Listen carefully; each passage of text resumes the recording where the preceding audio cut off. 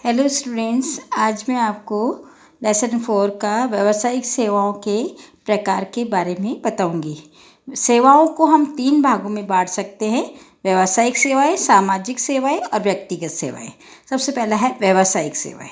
व्यावसायिक सेवाएं वे सेवाएं हैं जिन्हें व्यावसायिक उद्यम अपने कार्य संचालन में प्रयुक्त करते हैं, यानी कि व्यावसायिक जो उद्यम होते हैं ना, उद्योग होते हैं ना, उसको चलाने के लिए ये सेवाएं ली जाती हैं। जैसे बैंकिंग है, बीमा है, परिवहन, भंडारण, संप्रेषण सेवाएं आदि। ठीक है। दूसरा है सामाजिक सेवाएं। ये सेवाएं कुछ सामाजिक उद्देश्य को पाने के लिए स्वेच्छा से प्रदान की जाती है, यानी कि अपनी इच्छा से प्रदान की जाती है। इनके उद्देश्य हो सकते हैं समाज के जो कमज़ोर वर्ग होते हैं ना, उनके जीवन स्तर को ऊंचा उठाना, उनके बच्चों की शिक्षा की व्यवस्था करना, कच्ची बस्तियाँ होती हैं उसमें स्वास्थ्य सफाई व्यवस्था करना। साधारणतः ये सेवाएं जो होती है ना, स्वैच्छिक संगठनों द्वारा प्रदान की जाती है। जो स्वैच्छिक संगठन होते हैं जो इस प्रकार का सामाजिक कल्याण के कार्य करते हैं, उनके द्वारा की जाती हैं। जैसे NGO वगैरह आपने सुना होगा ना, NGO का समाज के कल्याण के लिए कार्य करते हैं, तो ये सेवाएं उस प्रकार की होती है।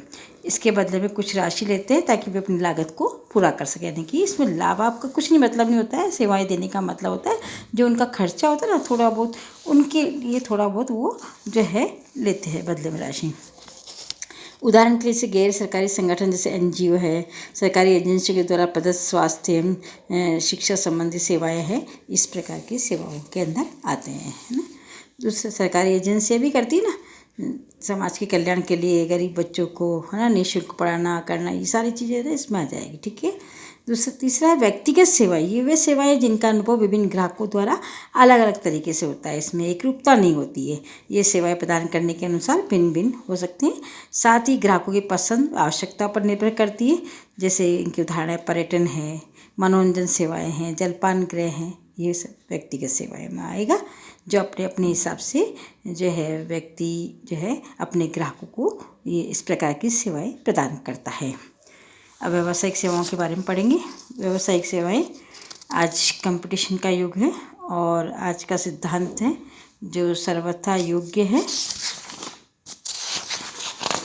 वही टिक पाता है, यानी कहने का मतलब कंपटीशन के इस युग में वही व्यवसाय टिक पाता है जो अधिक से अधिक सेवाओं का उपयोग करता है, अच्छी सेवाओं का उपयोग करता है ना। तो आज कंपनियां वही करती है जो सर्वश्रेष्ठ ढंग से कर सकती है।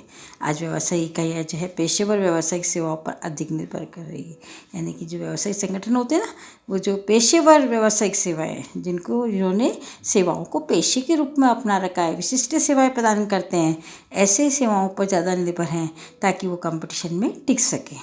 व्यवसाय इकाइयाँ धन की प्राप्ति के लिए बैंकों, अपने संयंत्र, मशीनरी माल आदि के लिए बीमे के लिए बीमा कंपनियों, कच्चे माल तैयार माल को ढोने के लिए परिवहन की कंपनियां हैं, अपने विक्रेताओं, आपूर्तिकर्ताओं एवं ग्राहकों से संपर्क के लिए दूरसंचार डाक सेवाओं पर निर्भर करती है। ये सब उदाहरण बताया आपके जो व्यावसायिक संस्थाएं होती हैं ना, वो इस प्रकार की सेवाएं प्राप्त करती हैं, है ना। जैसे आपको पैसे की ज़रूरत आप बैंक से लेते हैं, है ना, और जैसे आपके गोदाम है, माल है, उसकी सुरक्षा के लिए बीमा करवाते हैं तो बीमा कंपनियों की सेवाएं लेते हैं। माल को एक स्थान से दूसरे स्थान पर भेजने के लिए आप परिवहन कंपनियों की सेवाएं, ट्रांसपोर्ट कंपनियों की सेवाएं लेते हैं, है ना। इस प्रकार से अपने विक्रेता है, आपूर्ति करता है, ग्राहकों से संपर्क स्थापित करने के लिए डाक सेवाओं का उपयोग करते हैं। तो कहने का मतलब है कि व्यावसायिक संगठन इस कई प्रकार की सेवाओं का उपयोग करता है।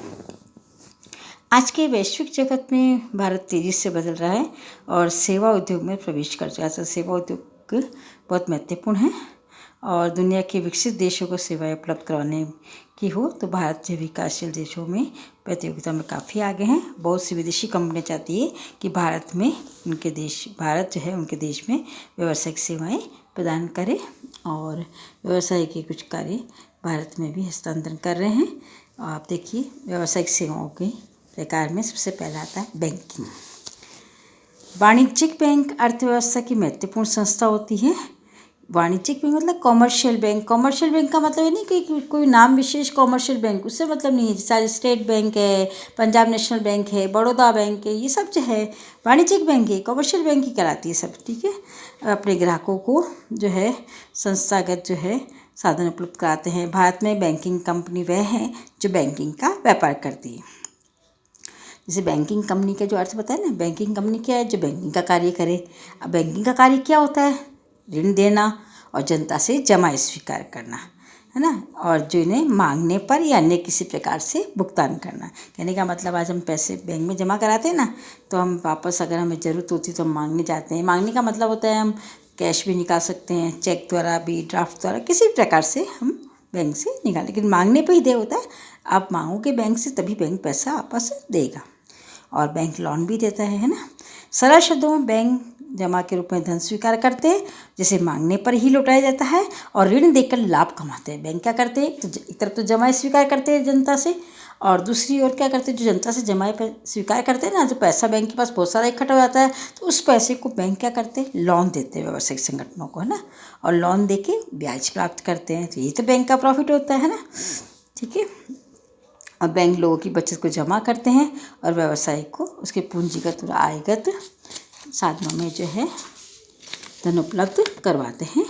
और बैंक जो है वित्तीय जो है प्रलेखों में भी लेन देन करते हैं। जैसे वो विनिमय बिल वगैरह होते हैं ना, जो बट्टे पर डिस्काउंट पर हम बैंक से भुना सकते हैं, वो भी बैंकिंग सेवाओं के अंदर ही आते हैं। इस प्रकार से एक निर्धारित मूल्य पर वित्तीय सेवाएं जैसे ब्याज है, बट्टा है, कमीशन आदि का भी संबंध बैंक से होता है। यानी कि ब्याज का लेना, बैंक के द्वारा ब्याज देना जमाओं पर, है ना, डिस्काउंट पर जो है विनिमय बिलों की कटौती पर जो है भुगतान करना। और बैंक जो एजेंसी संबंधी कार्य करता है, यानी दूसरों की ओर से पेमेंट प्राप्त करना, इसके बदले में कमीशन प्राप्त करते हैं। इस प्रकार से बैंक की सेवाएं हमें प्राप्त होती है। और बैंक इस प्रकार की सेवाओं के बदले में ब्याज, कमीशन या बट्टे के रूप में हमारे से पैसा लेते हैं। ठीक है, ये थे बैंक के बारे में जानकारी। अब है बैंक के प्रकार। बैंक के प्रकार भी आपके इसमें मुख्य रूप से कैटेगरी के हिसाब से 4 प्रकार बताए, जिसमें मेन वाणिज्यिक बैंक, सहकारी बैंक, विशिष्ट बैंक और केंद्रीय बैंक। ऐसे बैंकों के बहुत सारे प्रकार हैं, लेकिन प्रमुख इसमें बताए हैं। सबसे आता है वाणिज्यिक बैंक। वाणिज्यिक बैंक वे संस्थान होते हैं जो मुद्रा में व्यापार करते हैं, और ये भारतीय बैंकिंग नियमन अधिनियम 1950 के द्वारा शासित होते हैं। यानी कि बैंकिंग अधिनियम में 49 है ना, 1949 में बैंकिंग अधिनियम बनाया गया, उसी के अनुसार कार्य करते हैं। और इस अधिनियम के अनुसार बैंकिंग का अर्थ ऋण देने और विनियोग के लिए जनता से जमा स्वीकार करते हैं। यानी बैंक 2 कार्य करते हैं प्रमुख रूप से, एक तो ऋण देना, लोन देना, और जनता से जमा स्वीकार करना। वाणिज्यिक बैंक 2 प्रकार के होते हैं, निजी क्षेत्र के बैंक और सार्वजनिक क्षेत्र के बैंक। सार्वजनिक क्षेत्र के बैंक वे बैंक होते हैं जिनमें सरकार का एक बड़ा हिस्सेदारी होती है, यानी कि सरकार की हिस्सेदारी ज़्यादा होती है। जो इन पैसा इन्वेस्ट होता है ना, उसमें सरकार की हिस्सेदारी ज़्यादा होती है। और सामान्यतः सामाजिक उद्देश्यों पर जोर दिया जाता है, लाभ कमाना इनका उद्देश्य नहीं होता है। और निजी क्षेत्र के बैंकों का स्वामित्व, प्रबंधन एवं नियंत्रण निजी प्रवर्तकों के हाथ में, यानी निजी व्यक्तियों के हाथ में होता है। और ये बाजार की शक्तियों के अनुसार अपना काम करने को स्वतंत्र होते हैं। और देश में कई सार्वजनिक क्षेत्र के बैंक जैसे भारतीय स्टेट बैंक है, पंजाब नेशनल बैंक है ना, इंडियन ओवरसीज़ बैंक है, बड़ौदा बैंक है, कई उदाहरण है। ठीक है।